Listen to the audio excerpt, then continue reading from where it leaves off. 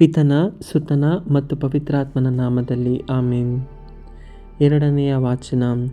ಸಂತ ಪೌಲರು ರೋಮನ್ನರಿಗೆ ಬರೆದ ಪತ್ರದಿಂದ ವಾಚನ. ಅಧ್ಯಾಯ 13 ವಾಕ್ಯ 11-14. ಇದೆಂಥ ಕಾಲವೆಂದು ತಿಳಿದಿರುವ ನೀವು ಇದೆಲ್ಲವನ್ನು ಮಾಡಬೇಕು. ನಿದ್ರೆಯಿಂದ ಎಚ್ಚೆತ್ತುಕೊಳ್ಳುವ ವೇಳೆಯು ಸಮೀಪಿಸಿತು. ನಾವು ಕ್ರಿಸ್ತ ಯೇಸುವನ್ನು ವಿಶ್ವಾಸಿಸಲು ಆರಂಭಿಸಿದಾಗ ಇದ್ದುದಕ್ಕಿಂತಲೂ ಈಗ ನಮ್ಮ ಉದ್ಧಾರವು ಸಮೀಪವಾಗಿದೆ. ഇരുಳು ಬಹುಮಟ್ಟಿಗೆ ಕಳೆಯಿತು, ಹಗಲು ಸಮೀಪಿಸಿತು. ಇನ್ನು ಅಂಧಕಾರಕ್ಕೆ ಅನುಗುಣವಾದ ದುಷ್ಕೃತ್ಯಗಳನ್ನು ತ್ಯಜಿಸಿಬಿಡೋಣ. ಬೆಳಕಿಗೆ ಅನುಗುಣವಾದ ಆಯುಧಗಳನ್ನು ಧರಿಸಿಕೊಳ್ಳೋಣ.